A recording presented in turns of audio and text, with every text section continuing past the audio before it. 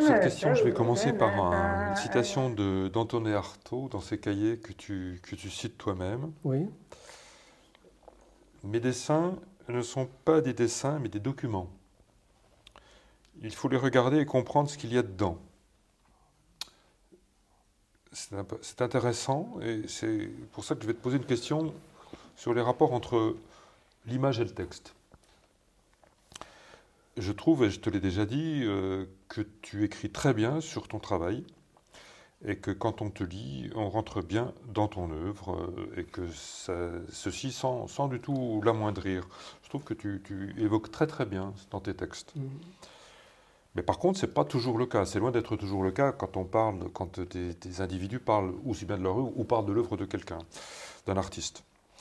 Et donc je me pose la question de la place de l'image par rapport au texte. Oui.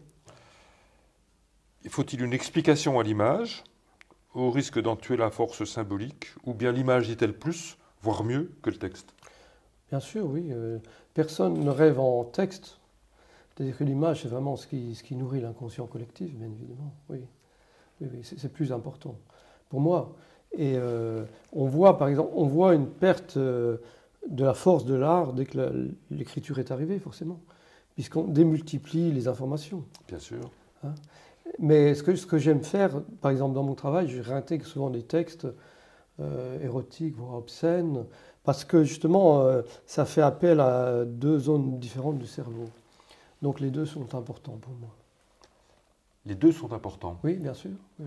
Et on le sent dans tes textes, parce qu'effectivement, le texte que tu écris sur ton travail, c'est quelque chose qui apporte quelque chose à ton travail. Tant mieux, oui. Personnellement, je le trouve comme ça. Mais toi-même, dans ton cursus et dans ta vie quotidienne, dans tes lectures, tu dois lire des textes sur l'histoire de l'art, sur des artistes. Ah non, t'en lis pas. Plus. Ou t'en as lu? J'en ai lu, oui, mais plus. Tu en as lu? Oui. Et qu'en penses-tu? Mais chacun est différent. Pour moi, ces textes ne sont pas une justification, c'est un témoignage, encore une fois. C'est-à-dire que, oui, peut-être que j'ai peur que mon travail ne soit pas compris ou ignoré. Mais je dis, tiens, vous qui ne pensez qu'avec le texte, parce que les Français ne pensent qu'avec le texte, la pensée française est formatée sur le texte et pas du tout sur l'image.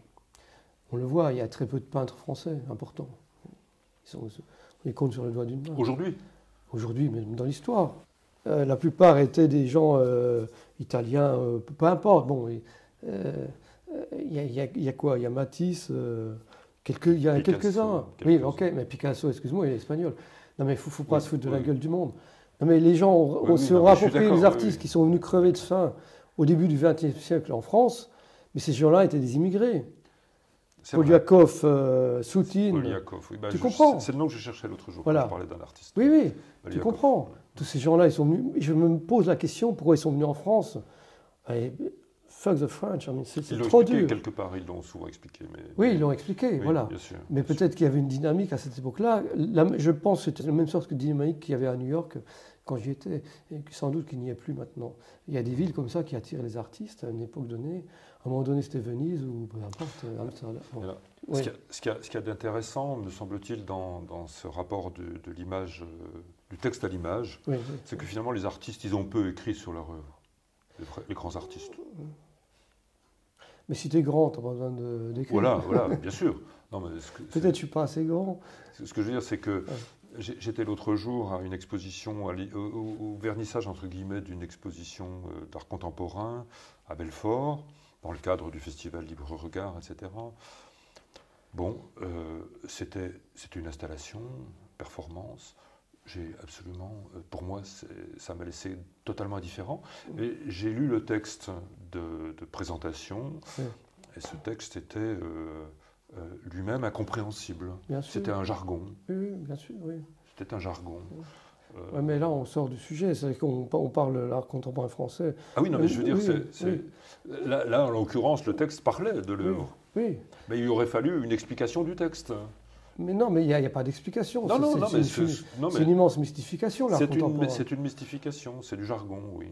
Donc, je l'ai compris comme ça. Là, ça se révèle bien.